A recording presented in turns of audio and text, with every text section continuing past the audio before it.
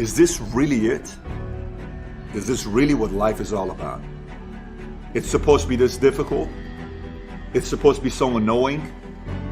Is this how life is truly supposed to be? You're supposed to be miserable, stressed out about money for the rest of your life, watching all these other people having their dreams come true, and deep down inside you're thinking to yourself, can I ever be like that person? Am I really that terrible? Am I really that horrible at what I do? Is that really, really what it is? Maybe perhaps you're very successful in business, but you had no time to spend with your family. Maybe you were working 2 jobs. One of my mentors told me a long time ago, he said, Andy, 2 jobs are for 2 people. And so maybe perhaps your struggle or your challenge is you weren't making enough money. And so you're looking for something that gives you greater fulfillment. And I hope when you're watching this message, you realize whatever point you are in your life, you're never as bad as you think you are, and you're never as great as you think you are. But you have so many abilities that no one will ever find out, because so often people give up. Going from opportunity to opportunity, my mom finally found her golden opportunity. She saw a freestanding building, and she said that would be a perfect place for me to open up my restaurant. Most overnight success take 15 years. Make the decision that you're going to be here for the long term. And then she opens up her restaurant. She's in her 2nd year. She's actually starting to have a profit.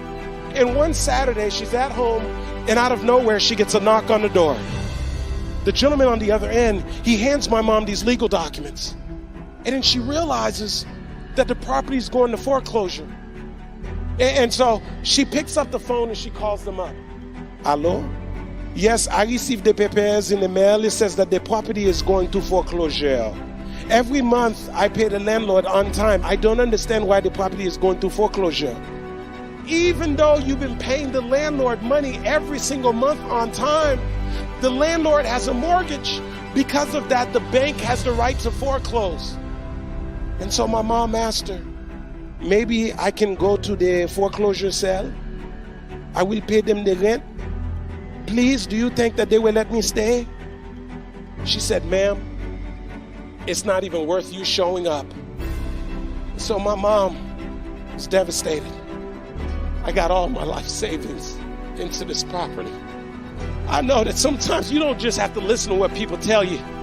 They're going to tell you don't even show up. But my mom said, at a minimum, I'm going to at least try to show up. Sometimes people are going to try to talk you out of your dream. And you got to look them right in the eye and say, hey, I'm just going to keep showing up. And so 2 weeks later, my mom shows up to the foreclosure sale. But to her surprise, there's only 2 people there. The auctioneer steps up to the podium and says, ladies and gentlemen, we're about to start the bidding process. If you're here to bid on the property, please raise your hand. She raises her hand.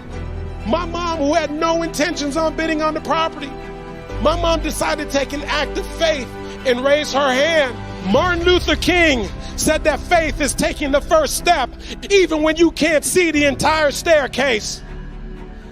The representative from the bank is standing here, says 30,000. My mom goes, 35,000. This goes on and on. Now they're in the 40s. Now they're in the 70s. My mom's still in the game. No money. 75,000. I don't have any money anyway. And so my mom, attitude and all, my mom goes, 76,500. He goes, 76,500 going once? No answer. He goes, 76,500 sold to who? My mom. And then she's like, wait a second. I actually have to have the money. And so my mom would go home. She'd pull out a notepad. My mom's thinking, maybe this isn't meant to be. And then her telephone rings. And it's her friend Yvonne's. My mom says, I have 3 days. I still need $30,000. Yvonne said, no, Marie, listen. Me and my husband, we've been saving up money to buy a house. Right now, we've saved up $30,000. We talked about it, and we want to lend you the $30,000.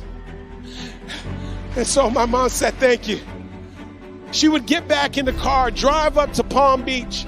My mom would proudly take that cashier's check and slide it through the little hole.